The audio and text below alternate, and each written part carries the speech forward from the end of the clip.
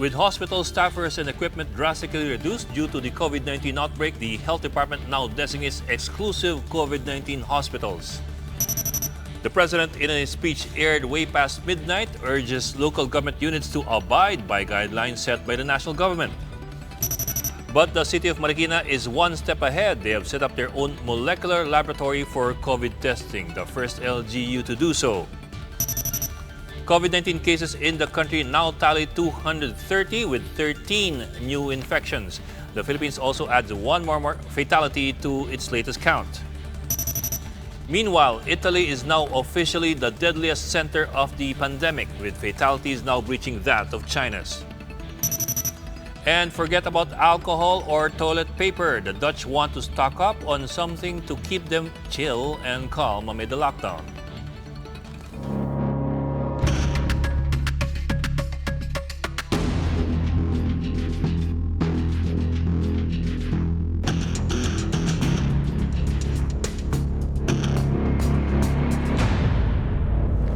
Good evening, I'm Ed Lingao. This is the special coverage of the coronavirus crisis using the combined forces of News 5 and Signal TV's 1 News, Radio 5 and 1PH. The Health Department is expected to formally designate today the Philippine General Hospital as a COVID-19 referral facility in Metro Manila. The PGH has stopped admission for non-emergency cases to free up wards and rooms. The DOH adds that a 40-bed wing of the Lung Center of the Philippines is also being considered as a referral facility. Health authorities are also in talks to use the Jose N. Rodriguez Memorial Hospital and Sanitarium in Caloocan. Health Undersecretary Rosario Vergere says the DOH has already coordinated with different hospitals in Metro Manila to take on this role. In an open letter addressed to authorities, private hospital officials urged the government to designate 1 or 2 COVID-specific hospitals to free up other healthcare facilities. Vergere says this was exactly what they were trying to accomplish in the past few weeks.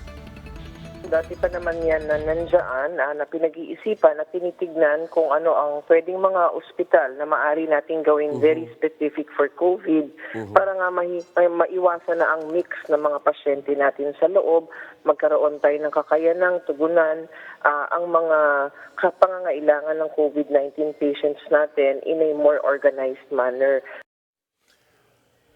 But PGH spokesman Dr. Jonas Del Rosario clarifies that the hospital can only assist the DOH to a certain extent, as resources such as medical supplies are limited.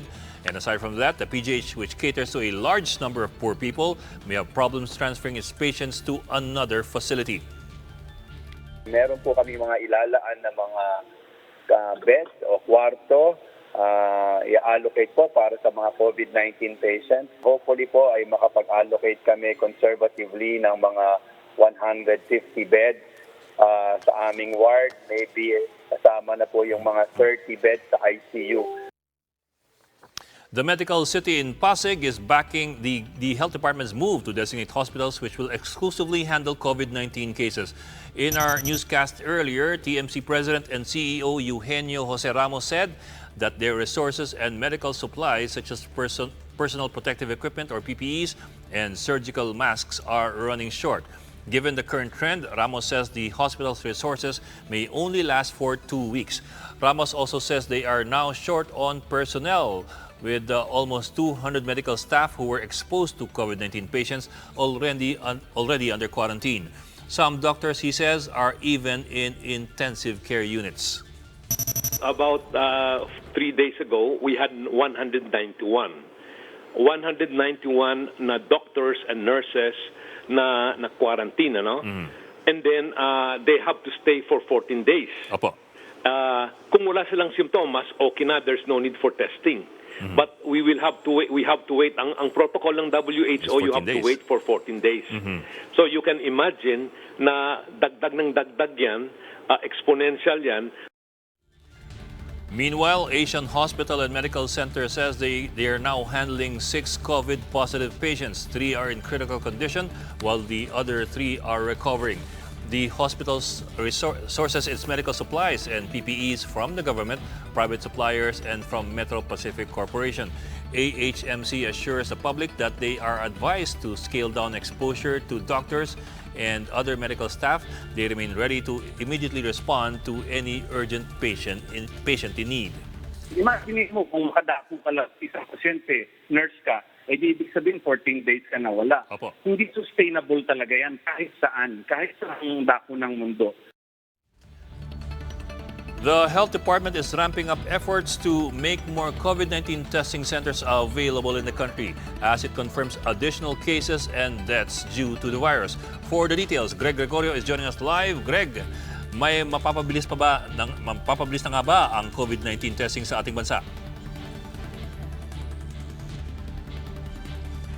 Mas mapapabilis na nga ang pagsasagawa ng testing para sa makabayan nating posibleng apektado ng COVID-19. Ayon sa Department of Health, bukod sa Research Institute for Tropical Medicine o RITM sa Muntinlupa, ay natukoy na nilang iba pang subnational laboratories o subnational laboratories sa iba't iba pang ospital gaya ng San Lazaro Hospital sa Maynila, Baguio General Hospital and Medical Center sa Northern Luzon, Vicente Soto Memorial Medical Center sa Cebu at ang Southern Philippine Medical Center sa Davao City na maaring magsagawa ng COVID testing.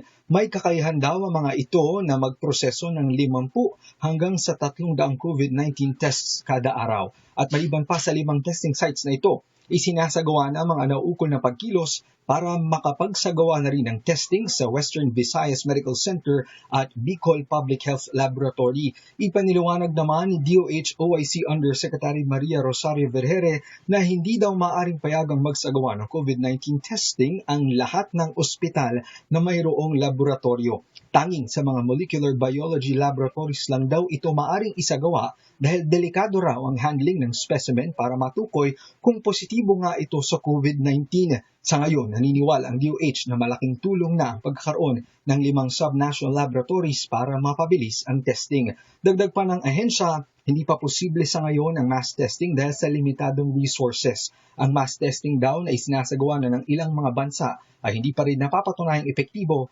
laban sa COVID-19. Sa pinakahuli namang ulat nakapagtala ang DOH ng 13 panibagong kaso ng COVID-19. Dahil dito, 230 na ang kabuang bilang ng COVID-19 cases sa bansa. Wala pang naitatalang panibagong kaso ng recovery pero isa naman ang nasawi.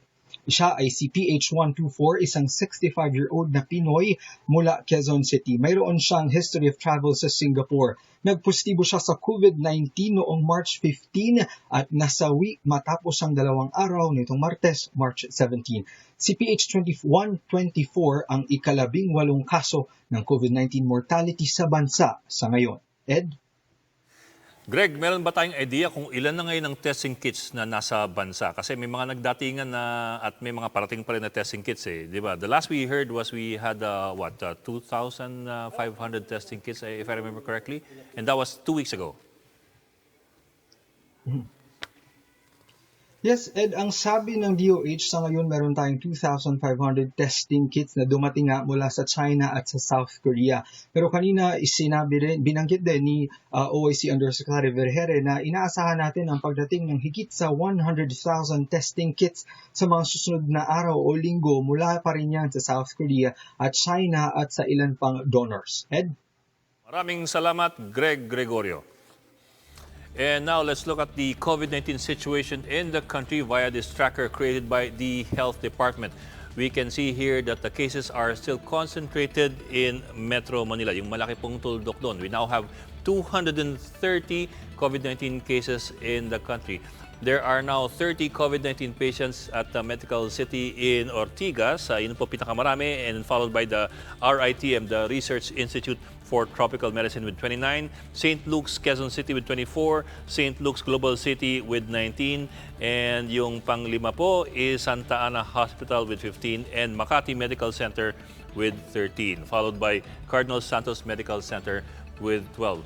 In terms of the rate of infection, if you look at this graph po, I'll just expand it a bit. There we go. Ito pong blue line paakyat pa rin, patuloy pa rin po yung pag-akyat. So we still see the infection going up, hindi pa po nagpla-plateau o hindi pa rin po nag-i-stabilize ng dire-diretso bago po bumaba. So tumataas po siya tuloy-tuloy. Magmula pa yan po, yung pagtaas niyan noong unang linggo ng Marso. Ayan po. Okay, let's take a look at the cases, particularly their ages. Ito po yung mga naapektuhan at mga natamaan at ito po yung pinakamalaki pa rin, yung edad na 51 hanggang 60. Yan pa rin po ang pinaka-vulnerable na age group. On what you might call the brighter side, 8 people have recovered from COVID-19 in the country. Okay, with cases of COVID-19 still concentrated in Metro Manila, how will rural communities cope with the virus? To give us the answer, hopefully the answer to this question, we have on the line Dr. Jean Nisperos, ang representative po ng Community Medicine Development Foundation. Magandang gabi po, Dr. Nisperos. Magandang gabi, Ed. Opo. Magandang gabi sa ating lahat po. Opo. I think your group had a statement released to the media just a few hours ago expressing naman concerns about the situation doon sa Kanayunan. Kasi so far po, yung focus ng bansa ay nasa Metro Manila at nasa Luzon, pero hindi pa po ganun kalaki ang focus doon sa Kanayunan. Ano po nakikita ninyo? Kasi yun nga, isa yun sa gusto naming pag-usapan din. Tama naman nakatutok tayo sa nangyayari sa Metro Manila, but sa tingin namin, that is only half of the battle or half of the war in fact, because yung nakikita nating bilang ngayon na affected provinces, no, both in Visayas, in Luzon, and in Mindanao, tip of the iceberg lang yan, no. Wag nating harapin yung problema ng probinsya pag lumaki na yung bilang. Ngayon pa lang, because we believe if we do not look at the province now, we will always be 2 steps behind COVID-19. Maghahabol tayo. Yes, laging reactionary kasi tayo ngayon eh. Naiintindihan ko, naghahabol tayo, pero we should focus on the provinces in order to avoid the current problems we're already facing here in Metro Manila. For instance, yung shortages ng supplies, ng protective personal equipment, ng testing kits, it's only one aspect. Isa rin gusto naming baguhin sa narrative ngayon is the focus on the medical aspect. Because when it reaches the provinces, we also need to focus on the social aspect. Maraming mga LGUs hindi handa. Paano nila tutulungan yung mga lugar, yung mga komunidad na kahit tubig, wala. How are we going to promote hand washing, for instance? So yung mga yan ay hindi pinag-uusapan. Ang malaking bahagi ng probinsya, bagamat naghahanda sila, ay hindi natin nabibigyan ng kaukulong pansin, no, in both the medical and the social aspect. So gagawin ba natin yun? Marami ng numbers. Siguro, if we're going to take a system-wide look, a comprehensive look at how we will approach COVID-19, we should be doing this simultaneously. Habang nagpo-focus tayo sa pagharap ng mga hospital sa COVID case dito sa capital region, maganda talagang hinahanda na natin both the healthcare system and the LGUs in the province. Isa pa lang kinukonsider din namin nakakabahala. Alam natin na pag lumayo ka ng Metro Manila, yung healthcare system natin, particularly yung public healthcare system natin, mas mahina. Opo. Mas understaffed sila, mas less yung equipment. Paano natin harap niya? Dito nga tayo sa Metro Manila, ang gaganda na namang hospital dito, relatively, hirap na hirap pa rin tayo. Pag pumutok yan sa probinsya, it's going to be even more difficult. And we have a public healthcare system that is already teetering on the brink of collapse even before COVID-19. Hirap na hirap yung public healthcare system natin sa usual epidemics, dengue, measles. And yet, ngayon, patamaan tayo ng COVID-19, paano tayo kahanda dyan? Diba? Yun yung gusto namin ilagay sa lamesa. Pag-usapan natin yan, let's focus on it so that we have a more broader picture of the COVID cases in the country, in the archipelago. Parang while we're addressing the issues of Metro Manila and Luzon on the immediate term, in the medium and long term, we should also be looking at issues in the countryside kung saan mas maliit yung resources available. Yes, kung gano'n. Ngayon pa nga, naghahanda na yung mga nakikita namin, maraming doktor, maraming health centers doon. Nag-create na sila ng sarili nilang self-made protective units. Kasi na-expect nila hindi aabot yung personal protective equipment sa kanila. Dito pa lang sa Metro Manila, kulang na.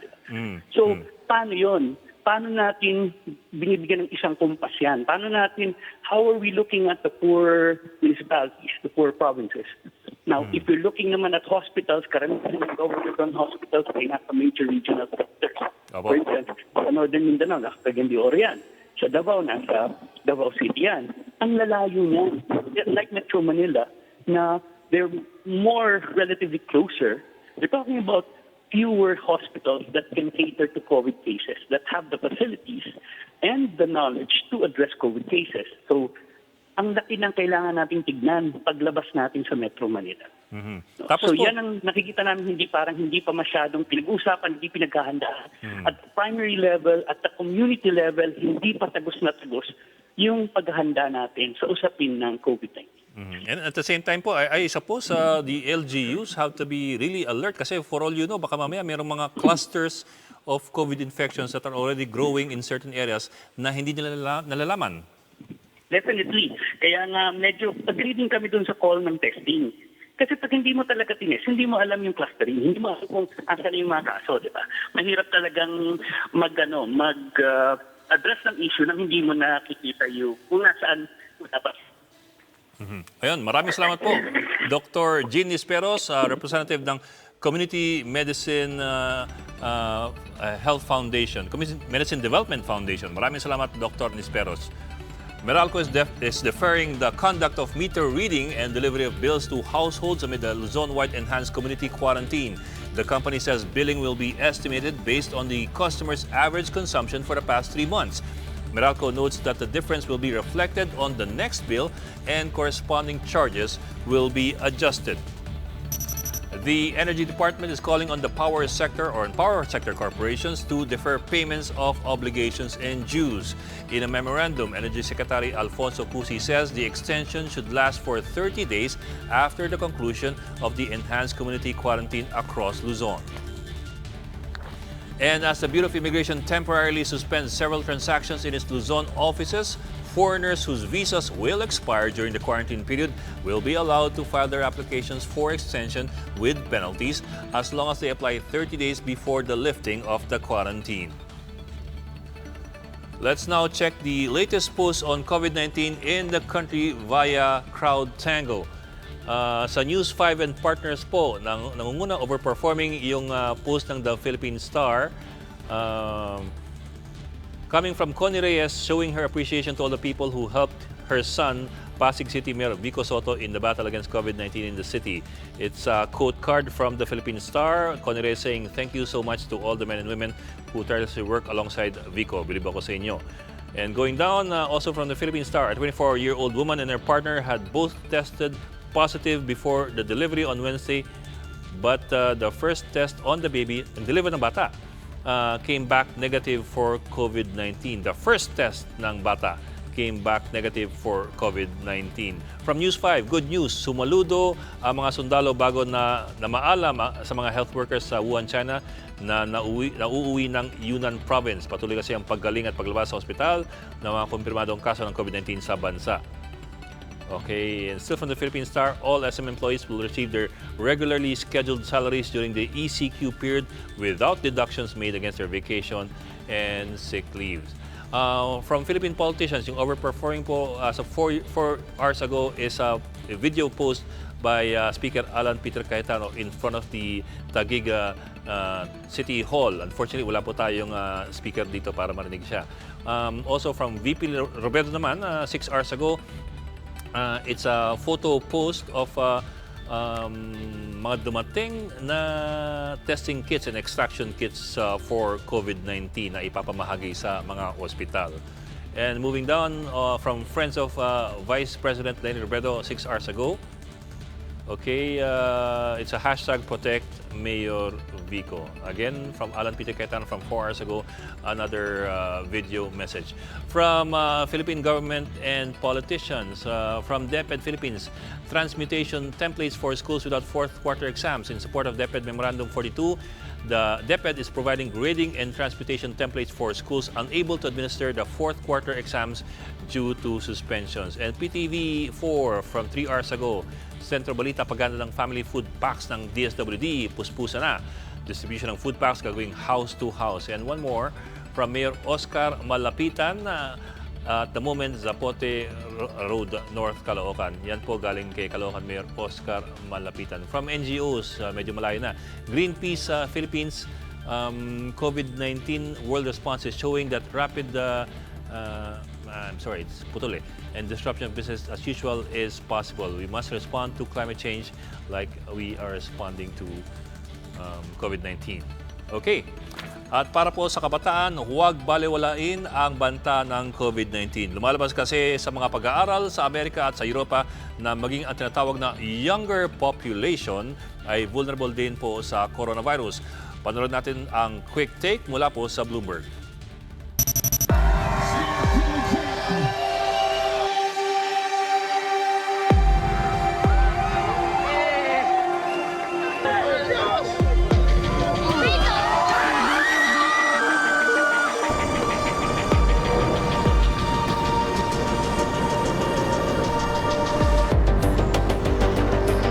I hope they just listen to what we've been saying over the last period of time. We don't want them gathering, and I see they do gather, including in beaches and including in restaurants, young people. They don't realize that they're feeling invincible.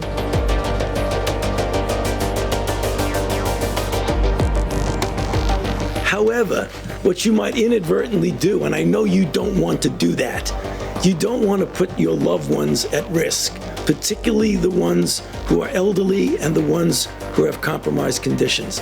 We can't do this without the young people cooperating. Please cooperate with us.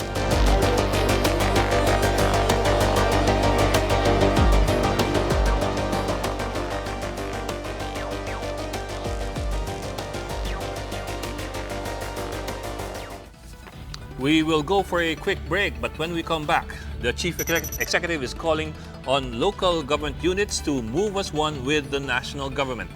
And this city was able to set up its own molecular lab for COVID testing. Find out which LGU next. Stay tuned for that.